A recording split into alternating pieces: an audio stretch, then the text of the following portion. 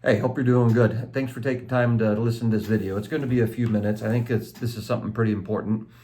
So it's a pretty difficult truth, what's going on with interest rates and how that's going to be affecting our housing. And so I wanted to be the first to really get this out and talk to you about what's going on and how I feel it's going to affect our market. You know, Today interest rates are nearing 5%, which is just astounding. Interest rates a year ago were, 2.75%, and here we are today almost at 5%. And the problem is the general public, of course, doesn't have any idea they've gone up this far. Nobody does, because they've gone up so far so fast. And the media would have us believe that it's due to Fed policy that interest rates will go up and go down. But we know that it's mortgage-backed securities and treasuries.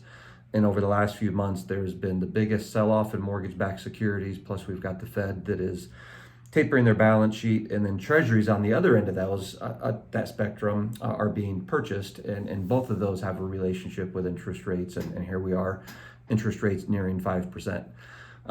This Something similar to this happened back in 2018, where interest rates were about 3.5%, and they ran up to 4.75%. And we saw a stall.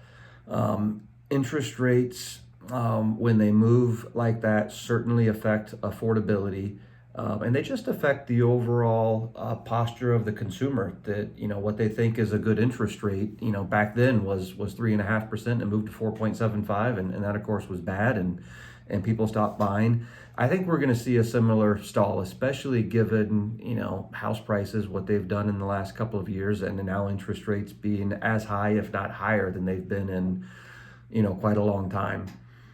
Um, it's important to remember that back in 2018, and for those that do remember 2018, you might even remember it, kind of like a dream, and that, you had it, but you don't really remember what happened.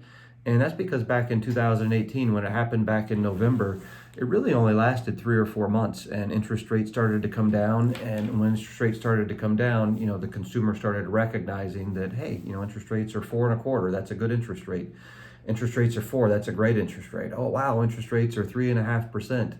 And we stayed in the 3.5% range for a while, and it was just a really good, healthy place to be. So I do think it's really important that we change the narrative of what a low interest rate is. Right now everybody thinks a low interest rate or a good interest rate is something that's 2.75%. Those were historically low rates. I don't know that we'll ever see those again.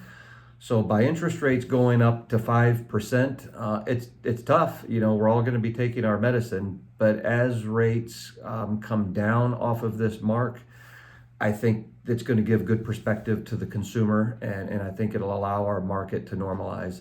I do think that there could be a little bit more room to the upside on interest rates. There's still room for bonds to go further down, treasuries to go up more. We know the Feds next month are going to be raising rates. They talked yesterday about raising them a half point.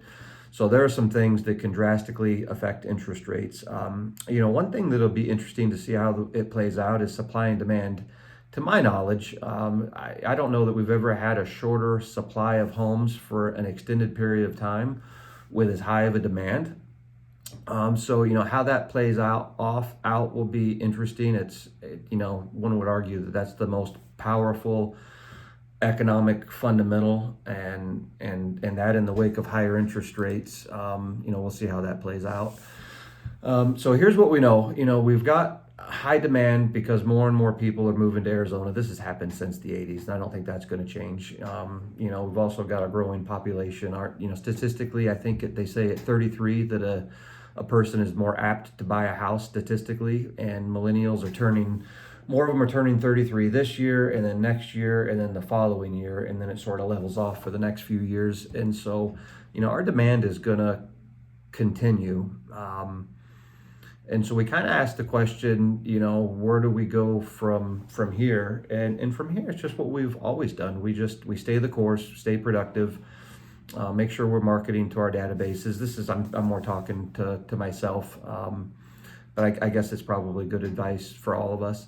More than anything, for me, just one thing that allows me to keep my head really happy and healthy is is knowing that this is, what we're dealing with, what we're going to be dealing with in the next few months is a total inevitability from having 2 years of record low interest rates. I mean, historic lows, right? I mean, interest rates had never been that low over the course of time. And then over a 2 year period of time, we had the highest increase in home prices on record ever. And so it's just the way markets cycle, right? It doesn't matter if it's a currency or a foreign market or a domestic market or real estate or lending. Everything ebbs and flows and it cycles.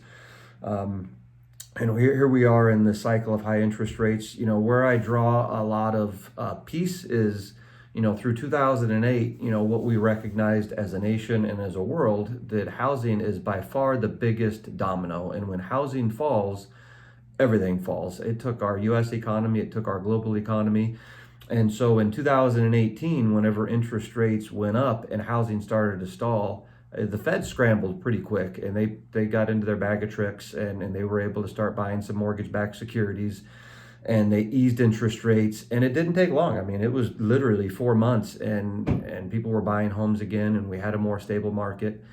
And I strongly believe that that's what's going to happen. We need this correction in order to get house prices to stop going up at the level they're going up. That's going to happen. We need this to happen in order to get a more balanced supply of homes. That's going to happen. I mean, if you're an investor right now, you're not buying a house. Investor rates are nearing 6%. So when you look at things like cap rates, I mean, it just doesn't make any sense at all. Second homes, same thing. Fannie Mae, Freddie Mac passed some legislation. Those interest rates on second homes are higher. And so we're going to be seeing higher higher supply of homes, which is exactly what we need. And so as interest rates then come off of these highs and they get into more normal interest rates of 4%, and then what's going to be considered a good interest rate of 3.5%, is really going to be great. So that's it. I just wanted to really shoot you straight with what I'm seeing from where I sit and the way I think it's going to play out, and the fact that when it's happening, it feels permanent, but knowing exactly what's going on really helps me understand that this is going to be short term, and we're super healthy here in Arizona. Give me a shout back or send me back a text or a video or a call. I'd love to hear from you.